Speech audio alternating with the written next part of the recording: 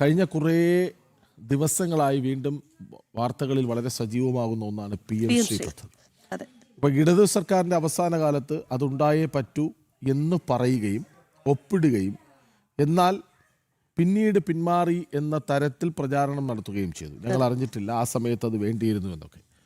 പക്ഷേ ഈ സർക്കാർ സംശയങ്ങളുണ്ട്, പിന്നിൽ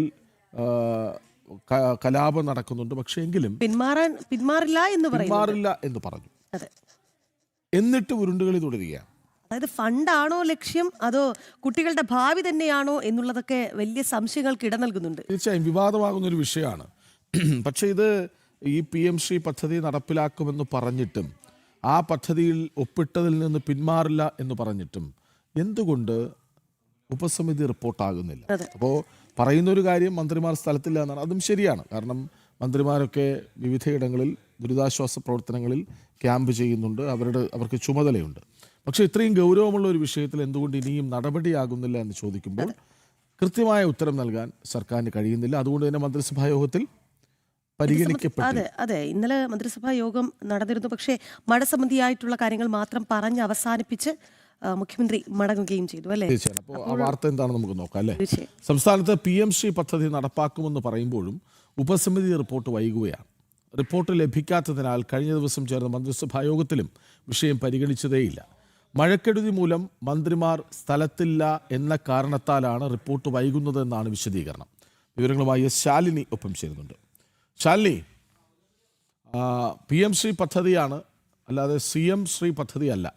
അപ്പോൾ പദ്ധതിയുമായി ഒരു കരാർ ഒപ്പിട്ടാൽ അത് ഞങ്ങൾ മുന്നോട്ട് പോകും എന്ന് വാക്കാൽ പറഞ്ഞാൽ പോരാ, അത് നടപ്പിലാക്കി തുടങ്ങണം. കാരണം കുട്ടികളുടെ ഭാവിയാണ് ആ പദ്ധതിക്കുള്ളിലുള്ളത് എന്നെല്ലാവർക്കും അറിയാം. ഇവരൊക്കെ പരസ്യമായി അങ്ങനെയല്ല എന്ന് രാഷ്ട്രീയ വിവാദമുണ്ടാക്കാൻ പറയുമ്പോഴും അതിനുള്ളിൽ കുട്ടികളുടെ സുരക്ഷിതമായൊരു ഭാവി ഒളിച്ചിരിപ്പുണ്ട്. മന്ത്രിമാർ സ്ഥലത്തില്ല, അത് ഏറെക്കുറെ ശരിയാണ്. പക്ഷെ അതാണോ കാരണം?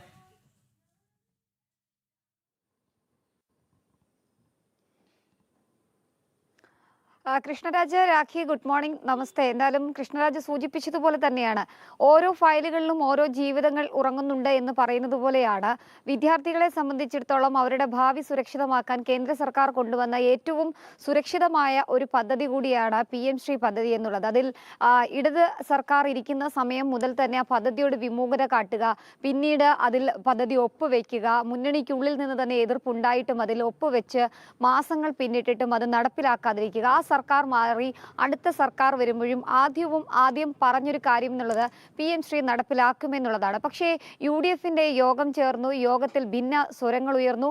മുസ്ലിം ലീഗ് അടക്കമുള്ളവർ അവരുടെ ഭിന്ന അഭിപ്രായം രേഖപ്പെടുത്തി.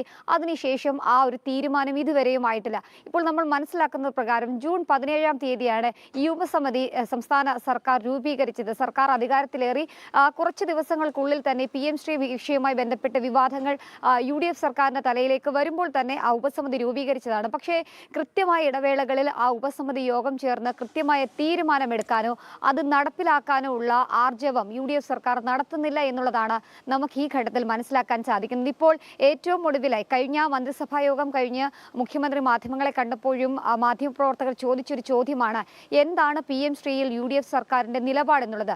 അപ്പോഴും മുഖ്യമന്ത്രി VD സതീശൻ പറഞ്ഞത് ഉപസമിതി ചേരട്ടെ, ഉപസമിതി ചേർന്നതിന് ശേഷം ഒരു അന്തിമ തീരുമാനമുണ്ടായി, റിപ്പോർട്ട് വരട്ടെ, അതിനുശേഷം അത് മന്ത്രിസഭാ യോഗം പരിഗണിച്ച് തീരുമാനമെടുക്കും എന്നുള്ളതാണ്. പക്ഷേ അതിനുശേഷവും മന്ത്രിസഭാ യോഗം നടന്നു. പക്ഷേ അതിൽ മഴക്കാല കെടുതികളും മഴക്കാലം നടന്ന സമയത്തുണ്ടായിരുന്ന പ്രശ്നങ്ങളും മാത്രം ചർച്ച ചെയ്ത് അവസാനിപ്പിക്കാനാണ് സർക്കാർ തീരുമാനമെടുത്തത്. എന്തായാലും ആ ഒരു ഉപസമിതി റിപ്പോർട്ട് ലഭ്യമാകാത്തതോടുകൂടി ഫയലിൽ ഉറങ്ങുകയാണ് PM-ശ്രീ വീണ്ടും എന്നുള്ളതാണ് നമുക്ക് മനസ്സിലാക്കാൻ സാധിക്കുന്നത്. ഏകദേശം 28,000 കോടിയോളം രൂപയുടെ പദ്ധതി അത് കേന്ദ്ര സർക്കാർ വിഭാവനം ചെയ്യുന്നു. അതിൽ കേന്ദ്ര സർക്കാരിന്റെ സംഭാവന വേറെയുണ്ട്.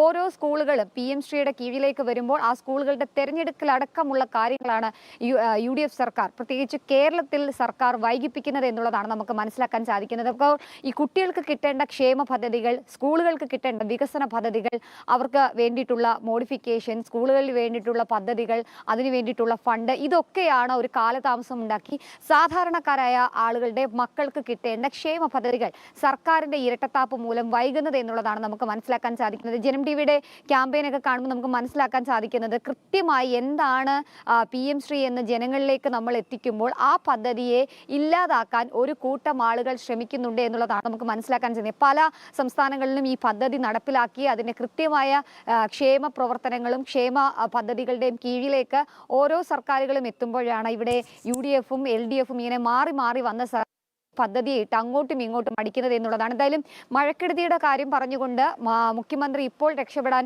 ശ്രമം നടത്തുന്നു, ഒപ്പം തന്നെ മന്ത്രിസഭ രക്ഷപ്പെടുന്നു. പക്ഷേ അതല്ല, അതിനു മുൻപേ, അതായത് ഈ സർക്കാർ അധികാരത്തിലേറി ഇപ്പോൾ ഏകദേശം 5-6 മന്ത്രിസഭാ യോഗങ്ങൾ നടന്നിരുന്നു.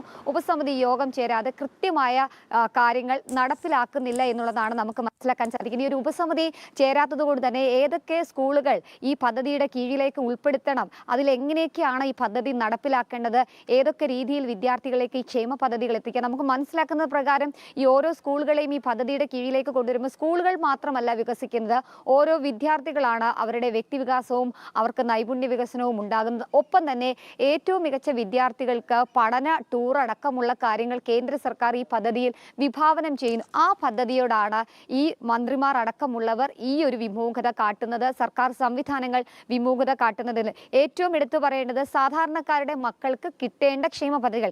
ഇതിൽ പല മന്ത്രിമാരുടെയും മക്കൾ പഠിക്കുന്നത് മറ്റ് സർക്കാർ സ്കൂളുകളിലല്ല, അത് സ്വകാര്യ സ്കൂളുകളിലാണ്. വിദേശത്തൊക്കെ പഠിക്കുന്ന മക്കളുള്ളവരുണ്ട്, വിദേശത്ത് പഠിച്ച മക്കളുള്ളവരുണ്ട്.